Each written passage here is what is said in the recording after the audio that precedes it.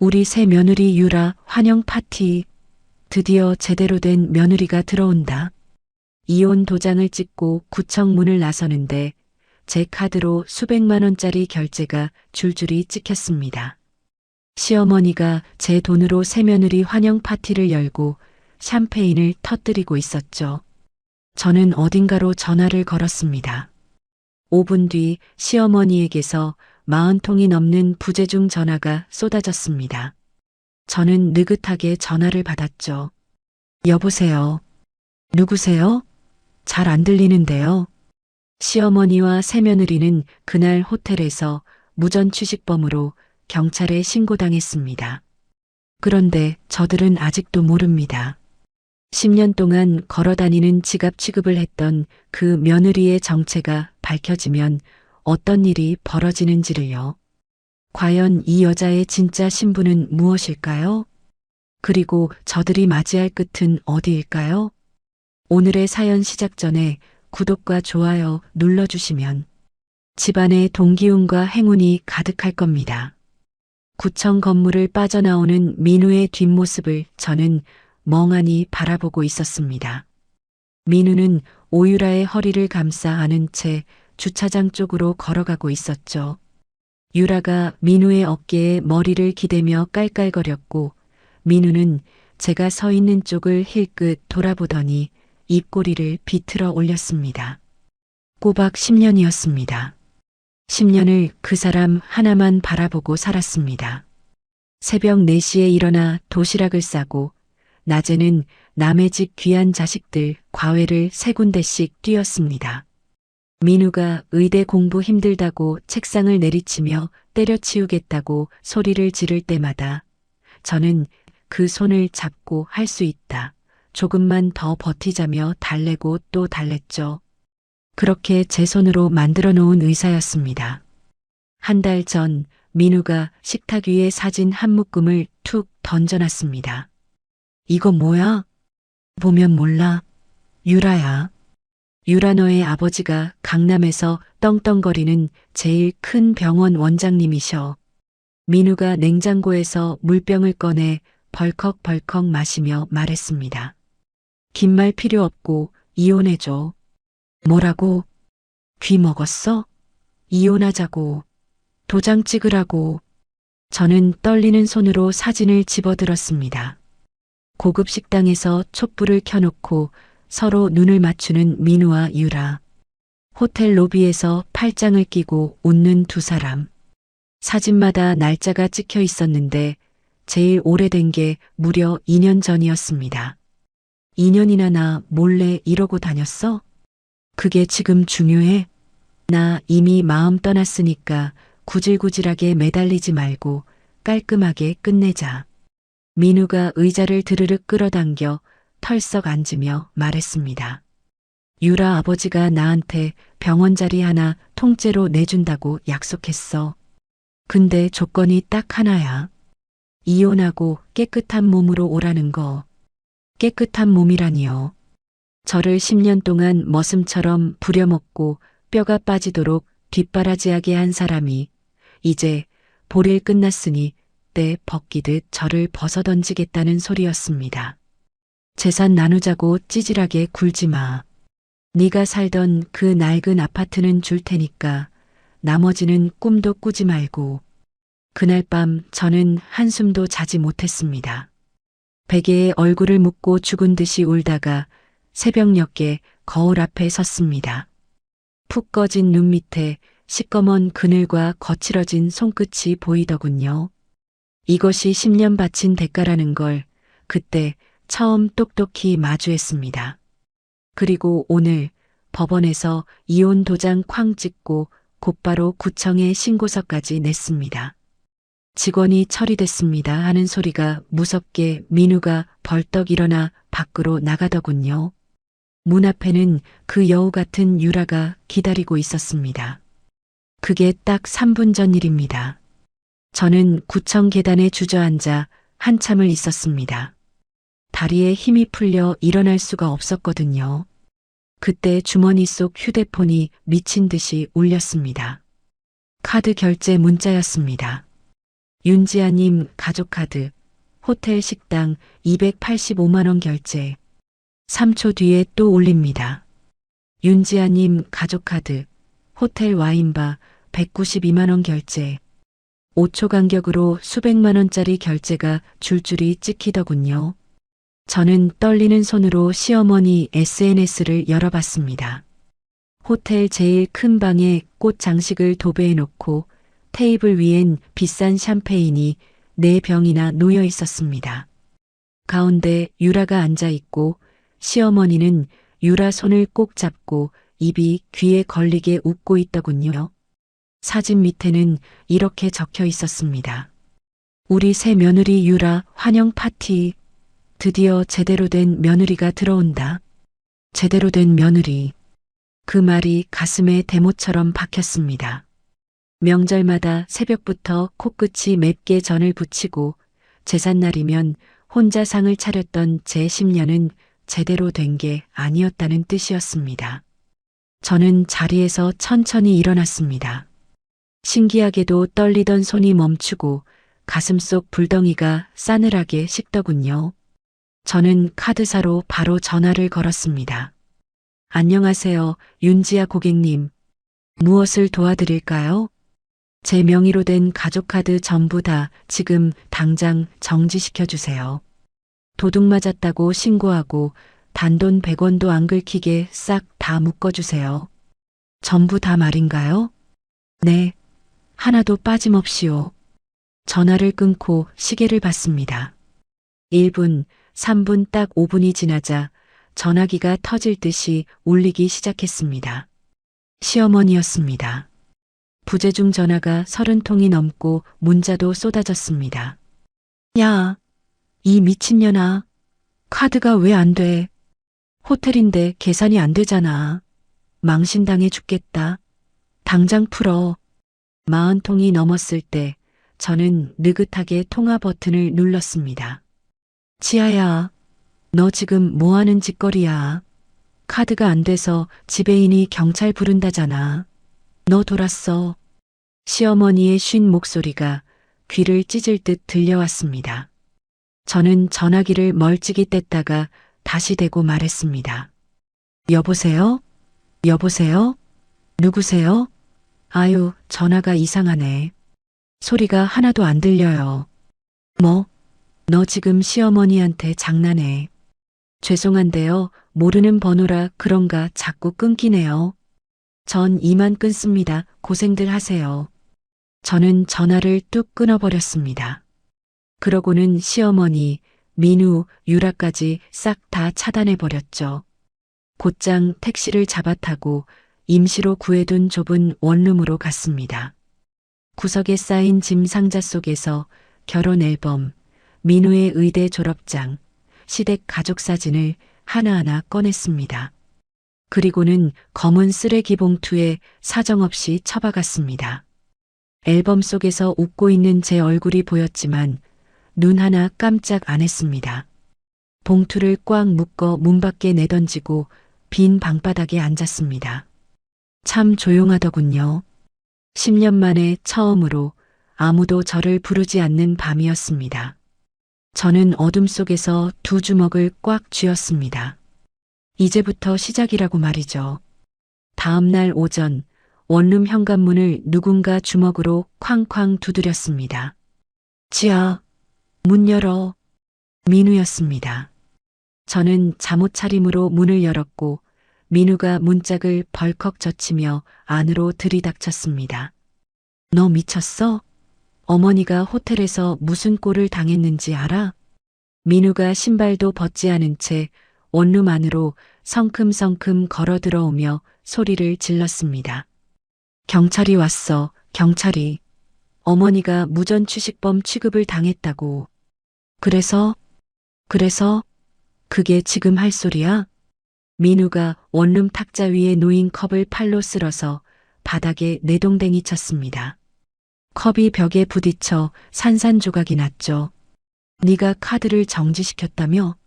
어머니 앞에서 내 체면이 다 구겨졌잖아. 저는 깨진 컵 조각을 내려다보며 대답했습니다. 내 카드야. 내 돈이고 이혼했으니까 당연한 거 아니야? 당연해. 10년을 같이 살았으면 도리라는 게 있지. 민우가 주머니에서 서류 뭉치를 꺼내 탁자 위에 탁 내려놓았습니다. 이거 사인해. 뭔데? 강남 아파트. 네 혼전 명의로 된 거. 나한테 넘겨. 저는 서류를 집어들었습니다. 부동산 명의 이전 관련 서류였습니다. 받는 사람 칸에 강민우라고 적혀 있었죠. 이게 무슨 소리야? 그건 내 아파트잖아. 유라랑 신혼집이 필요해. 네가 거기 혼자 살 거야? 이 좁은 원룸도 있잖아. 민우가 서류 위에 볼펜을 탁 올려놓으며 말했습니다. 정신적 피해 보상이라고 생각해. 어머니한테 한 짓도 있고. 저는 볼펜을 들어서 민우의 앞에 도로 밀어놓았습니다. 싫어. 뭐? 내 아파트를 왜 너한테 줘? 꿈깨. 민우의 눈이 뒤집혔습니다. 민우가 탁자를 발로 걷어차며 저를 향해 한 발짝 다가왔습니다. 야, 윤지야. 순순히 할 때 해. 나 지금 좋게 말할 때야. 민우가 주먹을 불끈 쥐고 팔을 치켜들었습니다. 저는 한 걸음도 물러서지 않고 민우의 눈을 똑바로 올려다봤습니다. 때려봐. 그럼 경찰 부르고 진단서 끊어서 너 면허 날려버린다. 민우의 팔이 공중에서 멈췄습니다. 이를 악물고 저를 노려보던 민우가 팔을 내리며 서류를 집어들었습니다. 두고 보자. 어차피 그 아파트 내가 가져간다. 민우가 문을 발로 차며 나갔습니다. 경첩이 흔들릴 만큼 세게 닫힌 문을 보며 저는 가슴을 쓸어내렸습니다. 손끝이 가늘게 떨리고 있었죠. 그때 휴대전화에 홈 CCTV 알림이 떴습니다. 강남 아파트에 설치해둔 카메라가 움직임을 감지한 겁니다. 화면을 열자 저는 눈을 의심했습니다. 현관 도어록이 부서져 바닥에 널브러져 있었고 정숙 어머니가 교회 지인 대여섯 명을 이끌고 거실 한가운데 서 있었습니다. 자, 여기가 우리 민우새 신혼집이야. 넓지? 30평이 넘거든. 정숙 어머니가 두 팔을 벌려 거실을 가리키며 득에양양하게 말했습니다. 옆에 있던 교회 지인이 감탄하듯 고개를 끄덕였죠. 어머, 사모님. 강남에 이런 아파트를 가지고 있었어요? 그년이 혼전에 어디서 굴러들어온 건지 모르지만 어차피 우리 민우한테 넘어올 거야. 정숙 어머니가 제 옷장을 벌컥 열었습니다. 옷걸이에 걸린 제 옷들을 와락 끌어내려 바닥에 내던졌죠. 이것 좀 봐. 촌스러운 것들. 이런 걸 걸치고 다녔으니 민우가 다른데 눈을 돌리지. 교회 지인들이 킥킥거렸습니다. 정숙 어머니가 제 옷가지를 쓰레기 봉투에 쓸어 담으며 말했습니다. 복도에 다 갖다 버려. 유라가 인테리어를 새로 하겠다잖아. 저는 CCTV 화면을 손이 하얗게 질릴 만큼 꽉 움켜쥐고 보고 있었습니다. 제 소중한 짐들이 아파트 복도 바닥에 쓰레기처럼 나뒹굴었습니다. 그때 유라에게서 문자가 왔습니다. 언니, 조용히 짐 넘기고 꺼지면 아파트 값에서 좀 챙겨줄게. 깔끔하게 가자. 응? 사진이 한 장 딸려 있었습니다. 유라가 제 거실 소파에 다리를 꼬고 앉아 찍은 셀카였죠. 제 집, 제 소파, 제 거실에서 유라가 주인 행세를 하고 있었습니다. 저는 바로 112에 전화를 걸었습니다. 무단 침입이요. 제 명의 아파트에 허락 없이 들어와서 물건을 부수고 짐을 내다 버리고 있어요. 20분 뒤 경찰 2명이 현장에 도착했습니다. 저는 CCTV 앱으로 상황을 지켜봤죠. 그런데 민우가 어느새 아파트에 와 있었습니다. 흰 의사 가운을 걸친 채 경찰 앞에 서서 능글맞게 웃고 있었죠. 아, 경찰관님. 여기 제 주민등록 주소지입니다. 아직 주소 이전을 안 했거든요. 이혼은 했지만 재산 분할이 안 끝나서 공동으로 쓰는 집이에요. 경찰이 민우의 신분증을 확인하더니 서로 얼굴을 마주봤습니다. 주소지가 여기 맞긴 하네요. 그러니까요. 가족 간에 좀 다툼이 있었을 뿐이에요. 민사 문제입니다. 민우가 의사 가운깃을 매만지며 경찰에게 고개를 살짝 숙였습니다. 바쁘신데 헛걸음하시게 해서 죄송합니다. 경찰이 돌아갔습니다. 아무런 조치도 없이요. 경찰차가 떠나자마자 정숙 어머니가 복도로 나갔습니다. 이웃집 현관 초인종을 누르기 시작했죠. 저기요, 옆집 사시는 분. 혹시 여기 살던 여자 아시죠? 그년이 바람을 피우다 쫓겨난 거예요. 불쌍한 우리 아들을 두고 딴 남자를 만났다니까요. CCTV에는 음성이 잡히지 않았지만 정숙 어머니의 과장된 몸짓이 다 보였습니다. 복도에 나온 이웃들이 바닥에 널브러진 제 짐들을 내려다보며 수군거렸죠. 저는 앱을 껐습니다. 화면을 더 볼 수가 없었습니다. 원룸 바닥에 주저앉아 한참을 가만히 있었습니다. 가슴속에서 끓어오르던 분노가 서서히 식어가고 있었습니다. 뜨거운 것이 아니라 차가운 것이 뱃속 깊은 곳에서부터 올라왔죠. 저는 바닥에 널브러진 깨진 컵 조각 사이에서 휴대전화를 집어들었습니다. 연락처 맨 아래쪽으로 스크롤을 내렸습니다. 10년 동안 한 번도 누른 적 없는 번호가 거기 있었죠. 아버지, 평범하게 살겠다고, 사랑하는 사람과 소박하게 살겠다고 등을 돌렸던 사람에게 다시 손을 내미는 것이 어떤 의미인지 저는 알고 있었습니다. 하지만 복도에 쓰레기처럼 내던져진 제 옷가지들이 자꾸 눈앞에 아른거렸죠. 저는 통화 버튼을 눌렀습니다. 신호가 2번 갔을 때 전화가 연결됐습니다. 낮고 굵은 목소리가 들려왔죠. 지아냐? 아버지. 그 한마디가 전부였습니다. 목이 막혀서 더 말할 수가 없었습니다. 전화 너머로 아버지의 거친 숨소리가 들렸습니다. 한참의 침묵 끝에 아버지가 말했습니다. 어디 있어? 원룸이요. 서대문구요. 주소 보내. 사람 보낸다. 저는 아파트 복도에서 주워온 구겨진 외투를 끌어안고 택시를 기다렸습니다. 저녁 바람이 차가웠지만 떨리지는 않았습니다. 1시간 뒤 검은색 대형 세단 3대가 원룸 앞 좁은 골목에 줄지어 멈춰 섰습니다. 앞뒤 차에서 검은 정장을 입은 건장한 경호원 4명이 내려 주위를 살폈고 가운데 차 뒷문이 소리 없이 열렸습니다. 경호원 1명이 제 앞으로 다가와 정중하게 고개를 숙였습니다. 아가씨 모시겠습니다. 저는 구겨진 외투를 끌어안은 채 차에 올랐습니다. 가죽 시트에 몸을 묻히는 순간 10년 전에 등을 돌리고 나왔던 세계의 냄새가 코끝을 스쳤죠. 차가 강남을 지나 여의도 방향으로 미끄러지듯 달렸습니다. 윤태그룹 본사 건물이 보이기 시작했을 때 저는 무릎 위에 올린 2 손을 가만히 내려다봤습니다. 과외를 뛰고 설거지를 하고 빨래를 널었던 손이었죠.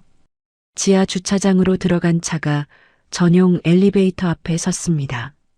경호원들이 양옆에 서서 저를 에워쌌고 엘리베이터가 최상층까지 단숨에 올라갔습니다. 회장실 문이 열렸습니다. 통유리창 너머로 서울 시내가 한눈에 내려다 보였고 넓은 방 한가운데 참나무 책상 앞에 아버지가 서 계셨습니다. 흰 머리카락이 10년 전보다 훨씬 많아져 있었습니다. 깊게 팬 주름 사이로 아버지의 눈이 저를 보고 있었죠. 저는 문 앞에 선 채 한 발짝도 떼지 못했습니다. 10년 전 의대생 민우와 결혼하겠다고 했을 때 아버지의 얼굴이 떠올랐습니다. 그 빈털터리 녀석이랑 살겠다고? 내 딸이 왜 고생을 사서 해? 아버지, 저는 그 사람이 좋아요. 돈 말고 제 힘으로 살아보고 싶어요. 나가. 그러고 싶으면 나가서 실컷 해봐라. 대신 다시는 이 문 들어올 생각 마라. 그날 아버지는 저를 등 뒤에서 부르지 않았습니다. 저도 뒤돌아보지 않았죠. 그랬던 아버지가 지금 제 앞에 서 계셨습니다.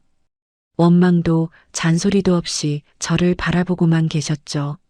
아버지, 목소리가 갈라졌습니다. 저는 입술을 꽉 깨물었지만 눈물이 먼저 쏟아졌습니다. 아버지가 책상을 돌아 제 앞으로 걸어왔습니다. 아무 말 없이 두 팔을 벌려 저를 안았죠. 넓은 가슴에 얼굴을 묻는 순간 10년 동안 꾹꾹 눌러 담았던 것들이 한꺼번에 터져 나왔습니다. 아버지, 저 바보같이 살았어요. 됐다. 다 됐어. 아버지가 제 머리를 천천히 쓸어내리며 말했습니다. 울 만큼 울어라. 다 쏟아내고 나서 얘기하자. 한참을 울었습니다. 정숙 어머니에게 맞은 손등도 새벽마다 싸던 도시락도 복도에 내던져진 옷가지들도 전부 눈물에 실려 쏟아져 나왔죠. 눈물이 그치자 아버지가 책상 위 내선 전화를 들었습니다. 박 실장, 올라와. 3분도 안 되어 회장실 문이 열렸고 머리가 희끗한 60대 남자가 들어왔습니다. 반듯한 양복에 은퇴 안경을 쓴 그 사람은 제 앞에 서더니 허리를 90도로 숙였습니다. 아가씨, 오래간만입니다. 박 비서실장입니다. 저는 그 얼굴을 알고 있었습니다. 어릴 적부터 아버지 옆에 그림자처럼 붙어 다니던 분이었죠. 박 실장, 지하 명의로 묶어놓은 거 전부 풀어. 예, 회장님. 이미 준비해 두었습니다. 박 실장이 가죽 서류 가방에서 두꺼운 파일 한 묶음을 꺼내 책상 위에 펼쳤습니다. 아가씨, 회장님께서 신탁회사에 맡겨두셨던 자산 내역입니다. 개인 명의의 예금과 계열사 지분, 부동산을 합하면 수천억 원 규모입니다. 저는 서류를 한 장씩 넘겼습니다. 10년 동안 잊고 살았던 숫자들이 빼곡하게 적혀 있었죠. 이 모든 통제권을 아가씨 이름으로 원상 복구합니다. 내일 오전까지 완료됩니다. 서류를 넘기던 제 손이 한 페이지에서 멈췄습니다. 부동산 목록 가운데 낯익은 주소가 보였죠. 강남구 논현동. 민우가 봉지기로 일하고 유라의 아버지가 운영하는 메디컬 빌딩이었습니다. 박 실장님, 이 건물이 제 거예요? 박 실장이 안경 너머로 제 눈을 보며 고개를 끄덕였습니다. 그렇습니다. 아가씨 명의의 부동산입니다. 그동안 제가 현장에서 대리로 관리해 왔습니다. 잠깐만요. 그러면 혹시 민우랑 유라 아버지가 명절마다 찾아가서 인사하던 건물주 어르신이 접니다, 아가씨. 저는 의자 등받이에 몸을 기대며 천장을 올려다봤습니다. 민우가 명절마다 양손 가득 선물을 들고 굽실거리며 비위를 맞추던 그 까다로운 건물주가 박 실장이었다니. 유라 아버지도 임대료 올려달라는 말에 쩔쩔매며 고개를 조아렸다고 민우가 투덜거리던 기억이 났습니다. 회장님 지시로 아가씨의 신분이 노출되지 않도록 제가 건물주 행세를 해왔습니다. 아버지가 창가에 서서 팔짱을 낀 채 말했습니다. 네가 아무리 연을 끊었어도 내 딸인데 최소한의 안전장치는 해놔야지. 저는 아버지를 바라봤습니다. 10년 동안 모른 척했지만 한시도 저를 놓지 않고 있었던 거죠. 아버지, 고맙습니다. 고마워할 것 없다. 내 거니까. 아버지가 내선 전화를 다시 들었습니다. 차도진 변호사 불러. 10분 뒤 회장실 문이 열리고 검은 정장에 날카로운 눈매를 가진 남자가 들어왔습니다. 키가 크고 어깨가 넓었지만 인상은 차가웠죠. 서류 가방을 옆구리에 끼고 성큼성큼 걸어와 아버지 앞에 섰습니다. 차도진입니다. 부르셨습니까, 회장님? 내 딸 지아다. 오늘부터 지아 전담이야. 지아가 시키는 건 뭐든 해. 도진이 고개를 돌려 저를 봤습니다. 짧게 목례를 하더니 서류 가방에서 파일 2개를 꺼내 제 앞에 나란히 놓았습니다. 이미 기초조사를 마쳤습니다. 첫 번째 파일은 강민우 씨가 지난 수년간 병원에서 빼돌린 돈의 내역입니다. 거래처에서 뒷돈을 받아 개인 통장에 넣어왔습니다. 저는 파일을 펼쳤습니다. 민우의 이름으로 된 통장 거래 내역이 줄줄이 이어져 있었죠. 두 번째 파일은 이정숙 씨 관련입니다. 불법 도박장에서 수억 원의 빚을 졌고 사채업자 여러 곳에서 돈을 끌어다 쓰고 있습니다. 정숙 어머니가 도박을 하고 있었다는 것은 처음 알았습니다. 시댁에 살 때 가끔 며칠씩 집을 비우던 것이 떠올랐죠. 차 변호사님, 부탁이 하나 있습니다. 말씀하십시오. 정숙 어머니한테 돈을 빌려준 사채업자들이요. 그 빈문서를 전부 사들릴 수 있을까요? 도진이 미간을 살짝 좁혔다가 곧 고개를 끄덕였습니다. 가능합니다. 사채업자들은 원금만 돌려받아도 손해볼 것이 없으니 흔쾌히 넘기겠죠. 그렇게 해주세요. 정숙 어머니 빚의 주인이 저라는 걸 알게 되면 그때 그 얼굴이 어떻게 변할지 보고 싶으니까요. 도진의 입꼬리가 아주 미세하게 올라갔습니다. 그리고 메디컬 빌딩 건이요. 유라 아버지 병원에서 불법으로 뒷돈을 주고받은 것, 그게 건물 임대 계약을 깨는 사유가 되죠? 충분합니다. 계약 위반 조항에 해당하고 건물 비워달라는 소송도 즉시 가능합니다. 저는 자리에서 일어나 통유리창 앞으로 걸어갔습니다.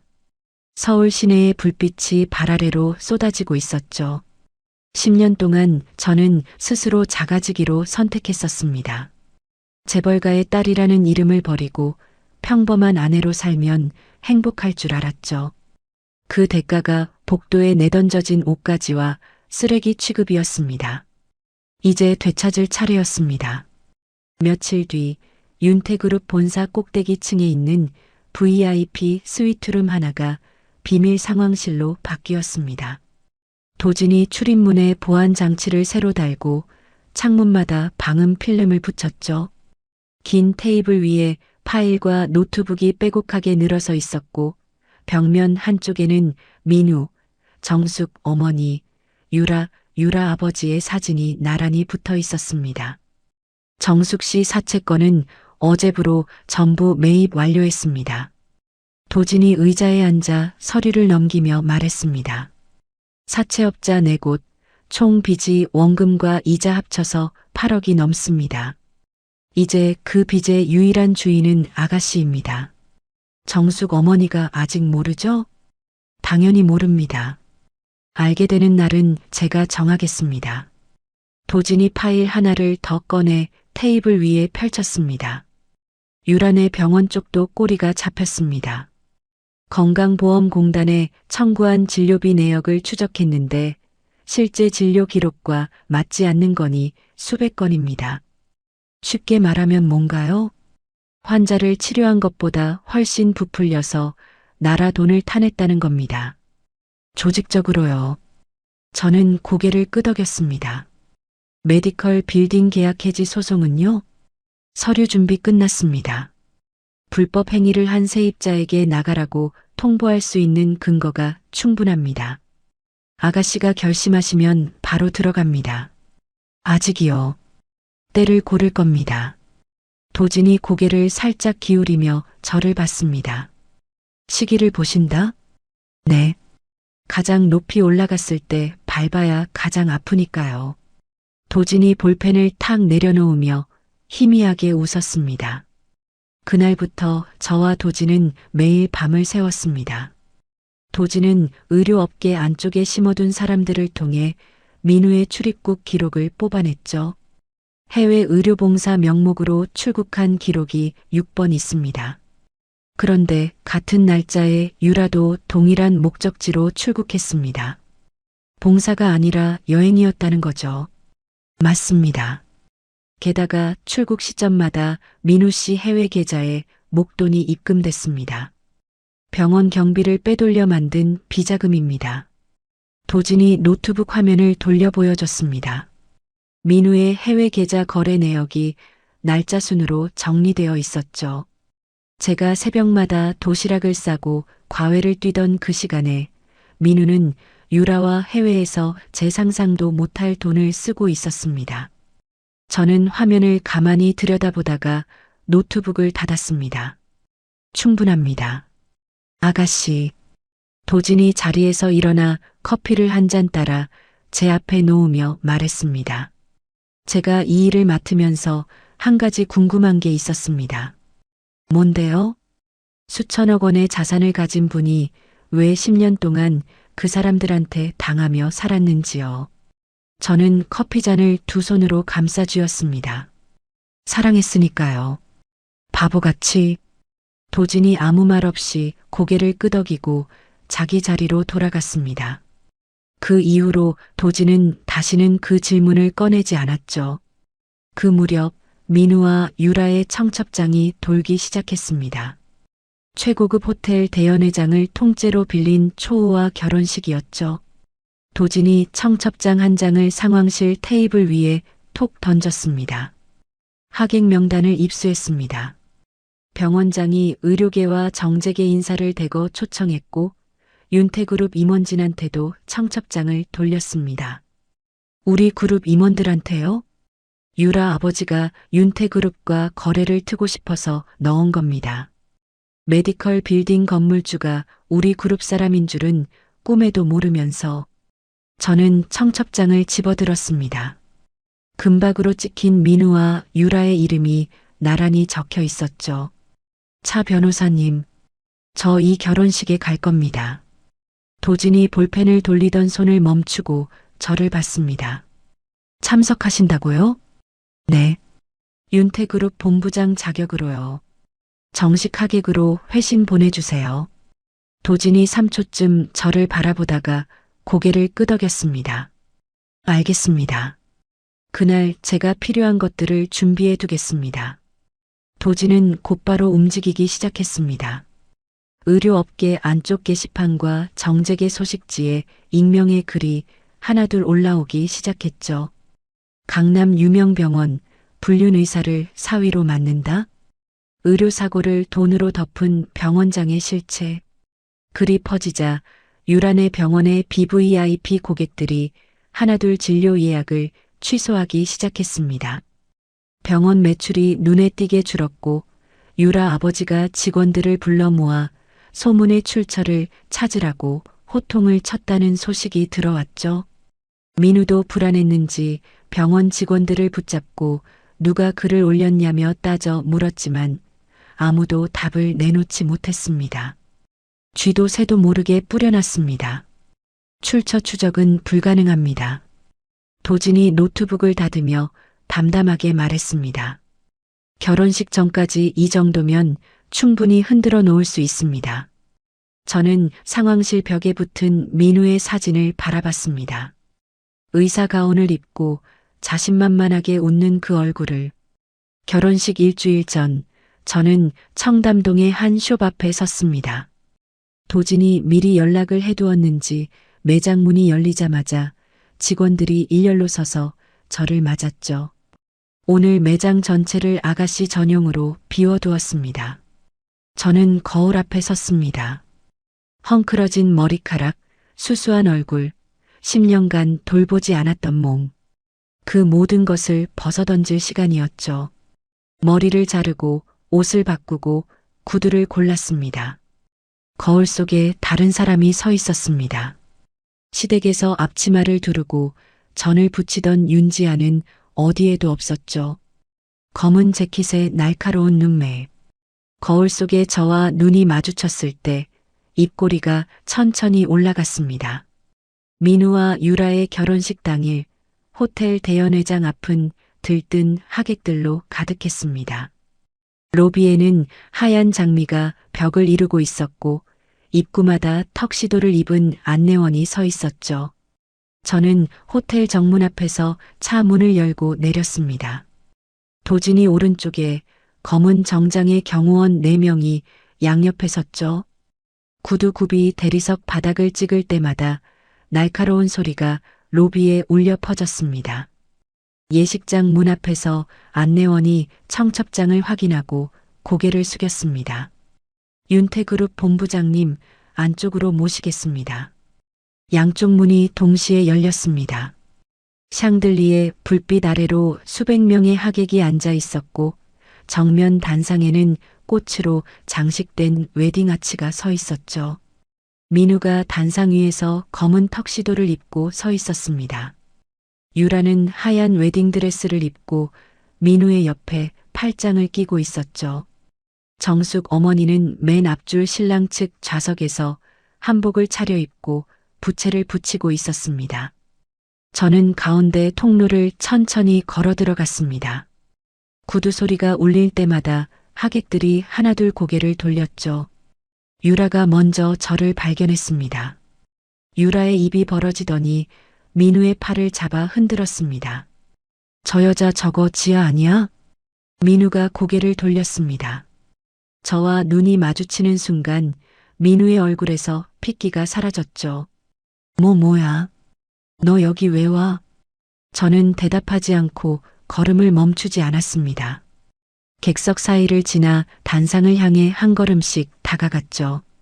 정숙 어머니가 자리에서 벌떡 일어났습니다. 야, 윤지야, 너 지금 뭐 하는 거야? 남의 결혼식에 왜 들어와? 정숙 어머니가 부채로 저를 가리키며 고함을 질렀지만 저는 눈길도 주지 않았습니다. 주례를 맡은 사회자가 마이크를 들고 어쩔 줄 몰라 하는 사이 도진이 식장 한쪽에 설치된 음향 장비 쪽으로 걸어갔습니다. 도진이 노트북을 음향 시스템에 연결하자 단상 뒤 대형 스크린이 깜빡이며 켜졌죠. 화면에 영상이 재생되기 시작했습니다. 어두운 모텔 주차장에서 민우와 유라가 손을 잡고 들어가는 장면이었습니다. 날짜가 선명하게 찍혀 있었죠. 제가 새벽에 도시락을 싸던 날이었습니다. 하객들 사이에서 웅성거리는 소리가 퍼졌습니다. 저거 신랑 아니야? 모텔이잖아, 모텔. 민우가 스크린을 올려다보다가 얼굴이 벌겋게 달아올라 도진에게 소리를 질렀습니다. 꺼. 당장 저거 꺼. 도진은 민우를 쳐다보지도 않고 노트북 자판을 눌렀습니다. 화면이 바뀌더니 이번에는 음성 녹음이 흘러나왔죠. 민우의 목소리였습니다. 유란의 집안이 돈은 좀 있지만 솔직히 천박하잖아. 병원이나 하나 크게 벌려서 나한테 붙어 사는 거지 뭐. 유라 아버지가 내 비위를 맞추니까 편한 거야. 그 영감한테 잘 보이면 병원은 내 거나 마찬가지고. 스크린 아래 신부 측 좌석에서 유라 아버지가 자리에서 벌떡 일어났습니다. 유라 아버지의 얼굴이 시뻘겋게 변해 있었죠.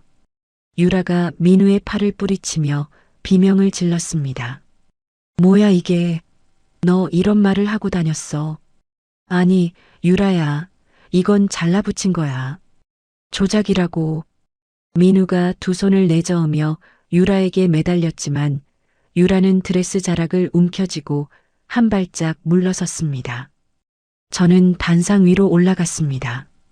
마이크를 집어들고 하객들을 천천히 둘러봤죠. 수백 개의 눈이 저를 향하고 있었습니다. 반갑습니다. 윤태그룹 본부장 윤지아입니다.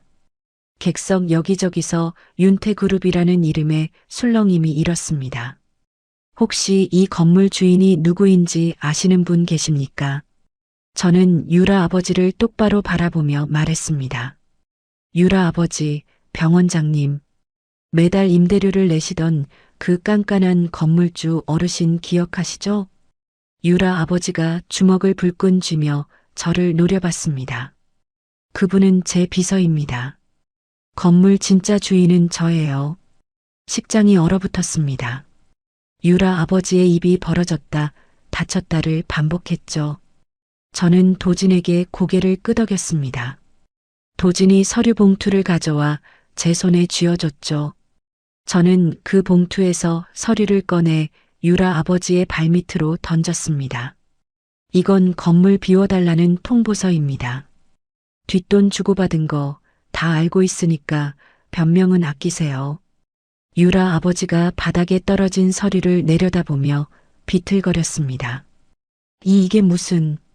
민우가 단상에서 뛰어내려 저를 향해 달려들었습니다. 이 미친년이... 민우의 손이 제 팔에 닿기 직전 경호원 2명이 민우의 양팔을 잡아 비틀었습니다. 민우가 무릎부터 바닥에 꿇어앉으며 신음을 흘렸죠. 으악, 나라고. 객석에서 정숙 어머니가 거품을 물고 달려나왔습니다. 우리 민우한테 뭔 짓이야? 이년아. 정숙 어머니가 저를 향해 내달리는데 옆에서 험상궂은 사내 2명이 길을 막아섰습니다. 저는 사채업자들을 미리 대기시켜 두었죠. 이정숙 씨, 오래간만이네요. 도박장 빚 8억, 이자 포함하면 10억이 넘는데 오늘 갚으실 겁니까? 정숙 어머니의 얼굴이 하얗게 질렸습니다. 너희가 왜 여기 있어? 사내들이 정숙 어머니의 팔을 잡고 하객들 사이를 지나 밖으로 끌어냈습니다. 정숙 어머니가 발버둥을 치며 소리를 질렀지만 하객들은 아무도 나서지 않았죠. 저는 서류 뭉치를 하나 더 꺼내 객석을 향해 흩뿌렸습니다. 종이가 눈처럼 흩날렸죠. 오늘 하객분들 가운데 복지부 관계자분들도 계시죠. 지금 바닥에 떨어진 서류를 한번 보세요. 이 병원이 나라 돈을 얼마나 빼먹었는지 전부 적혀 있습니다. 복지부 관계자로 보이는 중년 남자 둘이 바닥에 서류를 집어들더니 얼굴이 굳었습니다. 유라가 드레스 자락을 밟으며 민우에게 다가갔습니다. 유라의 손이 민우의 뺨을 향해 날아갔죠. 찰칵 소리가 식장 전체에 울렸습니다. 이 쓰레기 같은 사기꾼, 나한테 이럴 수가 있어. 유라가 민우의 뺨을 한 대 더 후려치며 악을 썼습니다. 유라 아버지는 넥타이를 움켜쥐더니 뒷목을 잡고 바닥에 주저앉았죠. 예식장이 아수라장이 되었습니다. 하객들이 자리에서 일어나 웅성거렸고 누군가는 휴대전화를 들어 영상을 찍고 있었습니다. 바닥에 꼴린 채 경호원에게 팔이 잡혀있는 민우가 고개를 들어 저를 올려다봤습니다. 이마에 식은땀이 흘러내리고 있었죠. 지아 제발 한 번만 봐줘. 제발. 저는 민우를 내려다봤습니다. 한때 이 사람의 손을 잡고 할 수 있다고 말해주던 제가 있었죠. 그때의 저는 진짜로 죽었습니다. 이건 예고편이야. 진짜 지옥은 지금부터 시작이니까 기대해. 저는 마이크를 단상 위에 내려놓고 돌아섰습니다. 도진이 제 옆으로 다가와 나란히 걸었죠. 비명과 고함이 뒤섞인 예식장을 등지고 정문을 나서는데 밖에서 햇빛이 쏟아졌습니다. 저는 한 번도 뒤돌아보지 않았습니다. 결혼식장 사건이 터진 지 한 달이 지났습니다. 그 사이 유란의 병원은 환자가 반 넘게 줄었고 민우는 병원에서 쫓겨나 빈둥거리고 있다는 소식이 들어왔죠. 그날 오전 도진이 상황실 문을 열고 들어오며 표정이 평소와 달랐습니다. 입술을 꽉 다물고 있었죠. 아가씨, 좋지 않은 움직임이 포착됐습니다. 무슨 일이에요? 유라 아버지가 아가씨의 숙부, 최 부회장과 접촉하고 있습니다. 저는 커피잔을 내려놓았습니다. 최 부회장, 아버지의 동생이자 윤태그룹 안에서 아버지의 자리를 호시탐탐 노려온 사람이었죠. 언제부터요? 결혼식 사건 직후부터입니다. 유라 아버지가 먼저 손을 내밀었고 최 부회장이 받은 겁니다. 도진이 테이블 위에 사진 한 장을 올려놓았습니다. 강남의 한 고급 요정에서 유라 아버지와 최 부회장이 마주 앉아 있는 사진이었죠. 병원을 잃게 생긴 유라 아버지가 아가씨를 끌어내리겠다고 최 부회장한테 매달린 겁니다. 저는 사진을 들여다봤습니다. 최 부회장의 얼굴에 떠오른 웃음이 보였죠. 먹잇감을 발견한 사람의 표정이었습니다. 그로부터 일주일 뒤 아침 7시에 초인종이 울렸습니다. 문을 열자 검찰 수사관 8명이 서 있었죠. 윤지아 씨, 윤태그룹 자금 횡령 혐의로 압수수색 영장이 발부되었습니다. 수사관들이 밀물처럼 들어와 서재의 서류를 쓸어갔습니다. 노트북 외장하드, 파일함. 손이 닿는 것은 전부 상자에 담았죠. 같은 시각 윤태그룹 본사에도 수사관들이 들이닥쳤습니다. 비서실 직원이 떨리는 목소리로 전화를 걸어왔죠. 본부장님, 본사도 압수수색 중입니다. 회장님, 비서실까지 전부요. 저는 전화를 끊고 도진에게 연락했습니다. 차 변호사님, 뉴스 보셨어요? 지금 확인하고 있습니다. 도진의 목소리가 낮게 가라앉아 있었죠. 가짜 장부입니다. 아가씨가 메디컬 빌딩을 관리하면서 그룹 비자금을 횡령했다는 내용으로 꾸며져 있습니다. 최 부회장 쪽에서 만든 겁니다. 증거는요? 교묘합니다. 실제 거래 내역에 가짜 숫자를 섞어놨습니다. 한눈에 구별하기 어렵게 만들었죠. 점심때가 되자 뉴스가 터졌습니다. 윤태그룹 후계자, 수백억대 횡령 의혹, 검찰 전격 수사. 기사 제목이 모든 포털 사이트 첫 화면을 도배했습니다. 윤태그룹 주가가 장이 열리자마자 곤두박질 쳤죠. 최 부회장은 이 틈을 놓치지 않았습니다. 그날 오후 긴급 이사회 소집을 요구했죠. 회사가 이 지경이 된 것은 검증되지 않은 사람을 본부장에 앉힌 탓입니다. 윤지아 본부장 해임안과 윤 회장의 대표이사 직무 정지안을 상정합니다. 최 부회장의 목소리가 녹음 파일로 전해져 왔습니다. 도진이 이사회 안에 심어둔 사람이 실시간으로 보내준 것이었죠. 그 다음 날 더 나쁜 소식이 왔습니다. 민우가 검찰에 출석했습니다. 도진이 상황실로 뛰어들어오며 말했습니다. 유라 아버지가 민우를 꼬드긴 겁니다. 결혼 생활 중에 아가씨가 회사 돈을 빼돌리는 걸 직접 목격했다고 거짓 진술을 했습니다. 저는 테이블 위에 두 손을 짚었습니다. 손가락 끝이 하얗게 질릴 만큼 힘이 들어갔죠. 그날 저녁 모르는 번호로 전화가 왔습니다. 나야, 지아. 민우였습니다. 네가 가진 메디컬 빌딩 있잖아. 그거 유라한테 넘기고 50억을 쥐어주면 내가 검찰에 가서 말 바꿔줄 수 있어. 민우의 목소리에는 비열한 여유가 묻어 있었습니다. 네가 아무리 재벌 딸이어도 검찰 수사를 이기기는 힘들걸. 감방 가기 싫으면 나한테 잘해. 저는 전화기를 귀에서 떼고 화면을 내려다봤습니다. 통화 녹음 표시 등이 빨갛게 깜빡이고 있었죠. 생각해 볼게. 저는 그 한마디만 하고 전화를 끊었습니다. 다음 날 새벽 아버지가 쓰러졌습니다. 비서실에서 급하게 전화가 왔죠. 회장님께서 의식을 잃으셨습니다. 지금 중환자실로 옮기는 중입니다.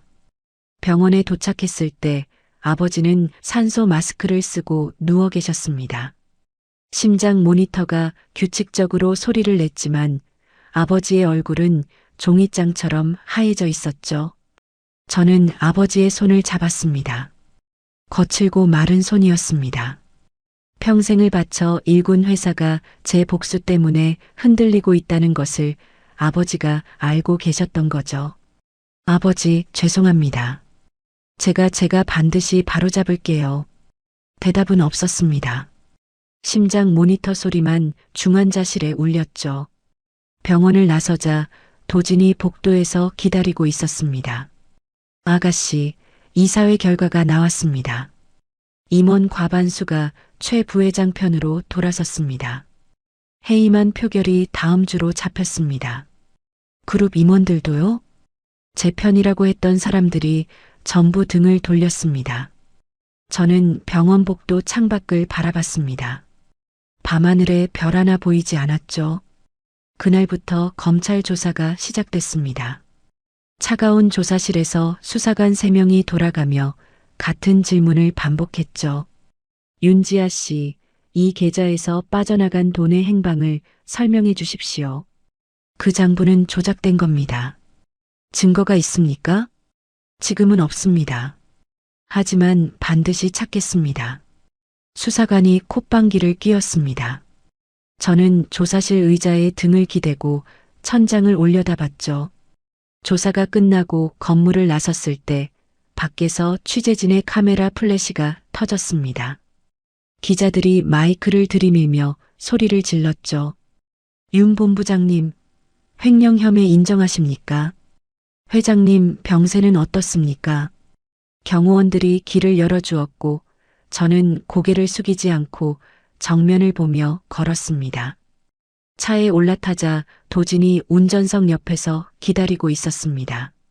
아가씨, 방법이 있습니다. 저는 도진을 봤습니다. 조작된 장부로 저를 밀어붙이는 거라면 진짜 장부를 찾으면 끝나는 거죠. 도진이 고개를 끄덕였습니다. 유란의 병원 안에 진짜 장부를 가지고 있는 사람이 한 명 있습니다. 저는 입술을 깨물었습니다. 피가 살짝 배어 나왔지만 아프지 않았죠. 찾아주세요. 반드시요. 검찰 조사를 받고 풀려난 그날 밤 도진이 저를 데리고 간 곳은 서울 외곽의 낡은 오피스텔이었습니다. 그룹 보안팀만 알고 있는 비밀 안가였죠. 좁은 방 안에 노트북 세대와 외장하드 여러 개가 놓여 있었습니다. 압수수색 전에 도진이 빼돌려둔 백업 데이터였죠. 전부 여기 있습니다. 검찰이 가져간 건 원본이지만 사본은 저들이 손대지 못했습니다. 도진이 노트북을 열며 말했습니다. 그리고 아까 말한 사람, 유란의 병원에서 돈 관리를 맡았던 전직 재무이사 한정우라는 사람입니다.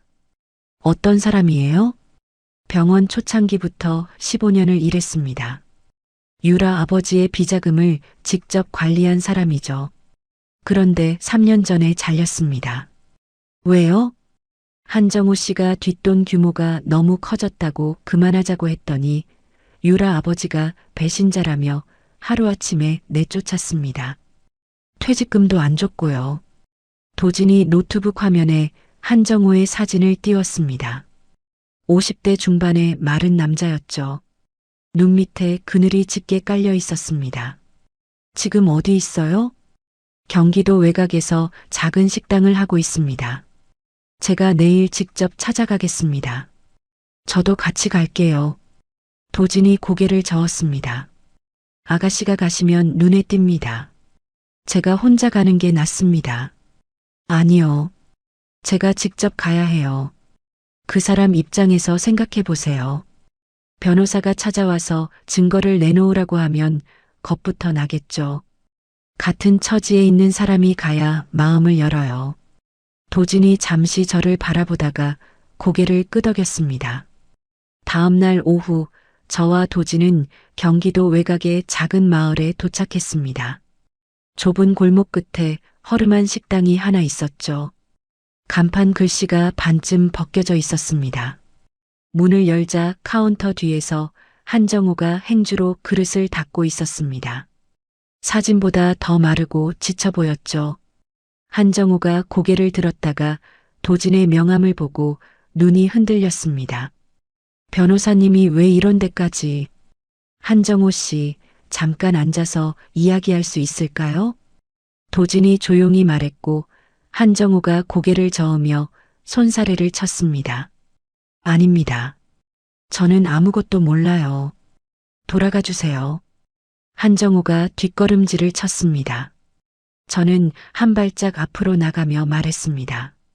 한정우 씨, 저는 윤지아라고 합니다. 윤지아요? 요즘 뉴스에 나오는 그 윤지아 맞아요. 횡령범으로 몰린 사람이요. 한정우의 눈이 커졌습니다. 지금 저한테 씌워진 혐의가 전부 가짜라는 거 한정우 씨가 제일 잘 아실 거예요. 그 장부를 만든 게 누군지도요. 한정우가 행주를 꽉 움켜쥐었습니다. 손가락이 하얗게 질렸죠. 저는 거기 관여 안 했습니다. 관여 안 하셨죠. 하지만 진짜가 뭔지는 아시잖아요. 한정우가 입술을 떨었습니다. 저는 카운터 앞 의자에 천천히 앉았습니다. 한정우 씨, 15년을 일하고 퇴직금도 못 받고 쫓겨나셨죠. 옳은 말을 했는데 배신자 취급을 당하셨고요. 한정우의 눈가가 붉어졌습니다. 저도 10년을 바쳤어요. 남편을 의사로 만들었는데 쓰레기 취급을 당했죠. 한정우 씨랑 저랑 같은 사람한테 당한 거예요. 한정우가 행주를 내려놓았습니다. 한참 동안 바닥을 내려다보던 한정우가 떨리는 목소리로 말했습니다. 그 장부 원본이 따로 있습니다. 도진이 몸을 앞으로 기울였습니다. 병원장이 유령 회사를 여러 개 만들어서 돈을 돌렸어요. 수백억이 넘습니다. 그리고 그 돈 중 일부가 최 부회장한테 흘러갔습니다. 증거가 있습니까? 한정우가 식당 뒤쪽 창고로 들어갔습니다. 1분 뒤 손에 작은 USB 하나를 들고 나왔죠. 제가 잘리기 전에 복사해 둔 겁니다. 언젠가는 쓸 날이 올 거라고 생각했어요. 그런데 혼자서는 감히 엄두를 못 냈습니다. 한정우가 USB를 도진에게 내밀었습니다. 도진이 두 손으로 받아들었죠. 한정우 씨, 이걸로 끝나는 게 아닙니다. 검찰 특수부에 직접 제출해야 합니다. 한정우 씨가 내부 고발자로 나서주셔야 해요. 한정우의 얼굴에 두려움이 스쳤습니다. 그러면 저도 위험해지는 거 아닙니까? 제가 끝까지 지켜드리겠습니다. 제 이름을 걸고요. 저는 한정우의 눈을 똑바로 바라보며 말했습니다.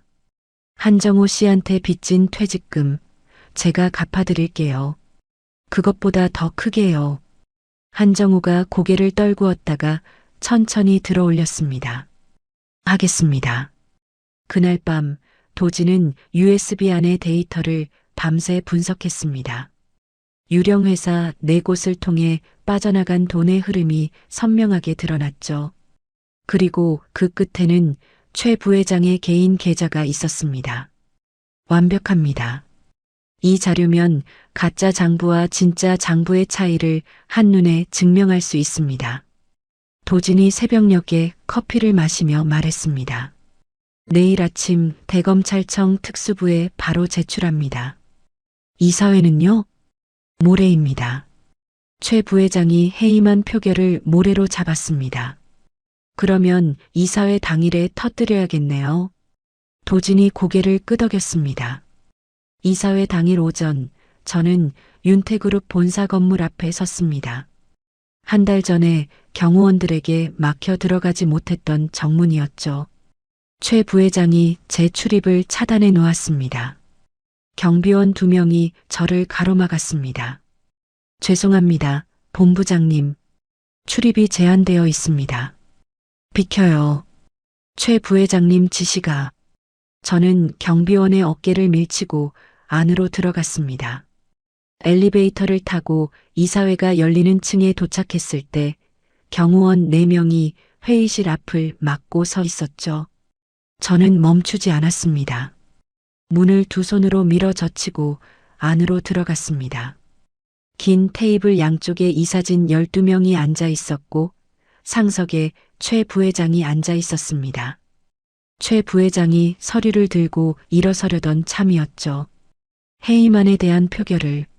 최 부회장의 말이 끊겼습니다. 저를 보았죠. 최 부회장의 눈이 가늘어졌습니다. 지아, 여기 어떻게 들어온 거냐? 나가. 숙부, 잠깐만 기다리세요. 보여드릴 게 있거든요. 저는 회의실 벽면에 대형 스크린 앞으로 걸어갔습니다. 도진이 건네준 USB를 스크린에 연결된 노트북에 꽂았죠. 화면이 켜졌습니다. 유령회사 4곳의 통장 거래 내역이 스크린 가득 펼쳐졌습니다. 이게 뭐냐? 최 부회장이 자리에서 벌떡 일어났습니다.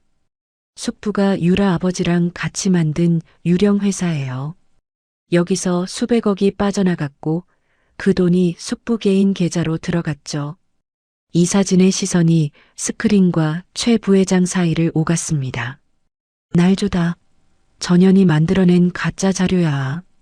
최 부회장이 테이블을 주먹으로 내리치며 소리를 질렀습니다. 그 순간 회의실 문이 다시 열렸습니다. 검찰 특수부 수사관 6명이 줄지어 들어왔죠. 맨 앞에 수사관이 최 부회장 앞에 서며 신분증을 내밀었습니다. 최 부회장님, 비자금 조성 및 증거 위조 혐의로 긴급 체포합니다. 최 부회장의 얼굴이 허옇게 변했습니다. 뭐라고? 이게 무슨 짓이야? 그리고 이번 수사를 지휘한 김 부장 검사는 유착 혐의로 직위 해제되었습니다. 수사관 2명이 최 부회장의 양팔을 잡았습니다. 최 부회장이 발버둥을 치며 이 사진을 돌아봤죠. 야, 너희들이 가만히 앉아서 보고만 있을 거야. 나를 도와. 아무도 대답하지 않았습니다. 한 달 전에 최 부회장 편으로 돌아섰던 이사들이 고개를 숙이고 테이블만 내려다보고 있었죠. 최 부회장이 끌려나가며 저를 돌아봤습니다. 윤지아, 이 은혜를 모르는 년아. 네가 이러면 끝까지 간다. 저는 최 부회장을 똑바로 바라보며 입을 열었습니다. 숙부, 끝까지 가는 건 저예요. 수사관들이 최 부회장을 회의실 밖으로 데리고 나갔습니다. 복도에서 최 부회장의 고함 소리가 점점 멀어졌죠. 저는 이 사진을 천천히 둘러봤습니다. 아버지가 쓰러진 틈을 타서 회사를 집어삼키려 한 사람이 누구였는지 다들 보셨죠. 그리고 그 사람 편에 줄을 섰던 분들도 여기 앉아 계시고요. 이사들의 얼굴이 굳었습니다. 다시는 이런 일이 없을 거라고 믿겠습니다. 회의실이 조용해졌습니다. 저는 스크린을 끄고 자리에 앉았죠. 그날 저녁 민우가 50억을 요구하며 협박했던 통화 녹음이 주요 방송사 뉴스에 일제히 보도됐습니다. 민우의 목소리가 전국에 울려 퍼졌죠. 감방 가기 싫으면 나한테 잘해. 다음 날 아침 병원에서 전화가 왔습니다. 본부장님, 회장님께서 의식을 회복하셨습니다. 저는 병실로 달려갔습니다. 아버지가 베개에 머리를 기댄 채 눈을 뜨고 계셨죠. 아버지, 됐냐? 네, 다 됐어요. 아버지가 제 손을 꼭 쥐었습니다. 힘은 약했지만 따뜻했죠. 그 주 금요일 윤태그룹의 주가가 반등하기 시작했습니다. 이사회는 만장일치로 저를 그룹의 단독 후계자로 인정했죠. 6개월이 흘렀습니다. 민우의 재판이 끝났다는 소식을 도진이 전해줬습니다. 의사면허 영구 취소, 횡령, 사기, 위증 전부 유죄, 법정 최고형이 나왔습니다. 저는 서류를 내려다보며 아무 말도 하지 않았습니다. 10년을 바친 사람의 끝이 종이 한 장으로 정리되어 있었죠. 유라 아버지와 최 부회장도 나란히 중형을 선고받고 구속됐습니다. 유라는 아버지가 잡혀가고 병원이 문을 닫으면서 빚더미에 깔렸죠. 한때 제 거실 소파에 다리를 꼬고 앉아 셀카를 찍던 사람의 이름은 이제 어디에서도 찾아볼 수 없었습니다. 정숙 어머니는 집에서 쫓겨났습니다. 제가 매입한 사채 빚의 이자가 눈덩이처럼 불어났고 갚을 길이 없었죠. 시장통에서 허드렛 일을 하며 하루하루를 버티고 있다는 소식이 들려왔습니다. 채권 추심원들이 매일 찾아온다고도 했죠. 어느 날 오후 저는 교도소 면회실에 앉아 있었습니다. 두꺼운 유리병 너머로 민우가 나타났습니다. 처음에는 민우인 줄 몰랐습니다. 광대뼈가 튀어나오고 눈이 푹 꺼져 있었죠. 수의를 입은 민우가 유리벽 앞 의자에 풀썩 주저앉았습니다. 민우가 저를 올려다봤습니다. 한때 승리자처럼 비열하게 웃던 그 눈에 아무것도 남아있지 않았죠. 지아, 민우의 목소리가 갈라져 있었습니다. 한 번만 봐줘. 제발. 내가 잘못했어. 내가 미쳤었어. 민우가 유리벽에 이마를 갖다 대며 말했습니다. 이마가 부딪힐 때마다 둔탁한 소리가 났죠. 선처해줘. 응, 너한테 못할 짓을 한 건 맞아. 근데 이러다 나 여기서 죽어. 제발. 민우의 눈에서 눈물이 흘러내렸습니다. 코를 훌쩍이며 유리벽을 손바닥으로 짚었죠. 저는 민우의 얼굴을 가만히 들여다봤습니다. 새벽 4시에 일어나 도시락을 싸던 날들이 떠올랐습니다. 의대 시험 전날 손을 잡아주며 할 수 있다고 말해주던 제가 떠올랐죠. 그때의 저는 진심이었습니다. 하지만 그 진심을 쓰레기통에 쳐넣은 건 민우였죠. 저는 자리에서 천천히 일어났습니다. 거기서 평생 썩어. 민우의 눈이 커졌습니다. 지아, 가지마. 제발. 유리병 너머로 민우가 두 주먹으로 유리를 두드리는 소리가 들렸습니다. 저는 뒤돌아보지 않고 면회실 문을 열고 나왔죠. 복도를 걸어 나오는 동안 민우의 울음소리가 점점 멀어졌습니다. 교도소 정문을 나서자 햇빛이 얼굴에 쏟아졌습니다. 저는 눈을 감고 한번 크게 숨을 들이쉬었죠. 끝났습니다. 윤태그룹 본사로 복귀한 저는 아버지 곁에서 경영을 배우며 사업을 하나씩 이끌어갔습니다. 아버지가 퇴원하신 뒤에도 저는 출근 시간을 당겨가며 회의를 주재하고 거래처를 만났죠. 3개월 만에 신사업 2건을 성사시켰고 그룹 안에서 저를 본부장이 아니라 차기 회장이라고 부르는 사람들이 늘어나기 시작했습니다. 이사회에서 등을 돌렸던 임원들이 하나둘 고개를 숙이고 찾아왔지만 저는 실적으로만 대답했습니다. 말이 아니라 숫자가 사람을 움직인다는 것을 10년 동안의 결혼 생활에서 뼈저리게 배웠으니까요. 어느 금요일 저녁 도진이 상황실에 들어왔습니다. 서류 가방이 아니라 종이봉투 하나를 들고 있었죠. 아가씨, 할 말이 있습니다. 무슨 일이에요? 도진이 종이봉투에서 작은 상자를 꺼내 테이블 위에 올려놓았습니다. 가죽으로 된 네모난 상자였죠. 이건 업무 보고가 아닙니다. 도진이 의자를 끌어당겨 제 맞은편에 앉으며 말했습니다. 이 사건이 끝나면 말씀드리려고 했습니다. 아가씨 옆에서 같이 밤을 새우고 같이 뛰어다니고 같이 싸우면서 도진이 잠시 말을 끊었습니다. 도진의 귀끝이 살짝 붉어져 있었죠. 늘 차갑고 날카롭기만 하던 사람이 처음 보여주는 모습이었습니다. 변호사가 아니라 한 사람으로서 아가씨와 밥 한 끼 같이 먹고 싶습니다. 저는 테이블 위의 상자를 바라봤습니다. 뚜껑을 열자 작은 손목시계가 들어 있었죠. 화려하지 않았습니다. 얇고 단정한 시계였습니다. 비싼 건 아닙니다. 다만 아가씨가 새로 시작하는 시간에 함께하고 싶다는 뜻입니다. 저는 시계를 꺼내 손목에 올려봤습니다. 딱 맞았죠. 밥 한 끼가 아니라 2끼 정도는 사줘야 하지 않을까요? 그동안 야근 수당도 못 받았는데 도진의 입꼬리가 올라갔습니다. 처음 보는 환한 웃음이었죠. 일주일 뒤 저는 강남의 옛 아파트 앞에 섰습니다. 정숙 어머니가 부수고 들어왔던 그 현관문이 새 것으로 바뀌어 있었죠. 도진이 미리 손을 써서 아파트를 완전히 새로 꾸며 놓았습니다. 벽지부터 바닥재까지 하나도 남기지 않고 전부 뜯어내고 다시 깔았죠. 새 현관문의 비밀번호를 누르고 안으로 들어섰습니다.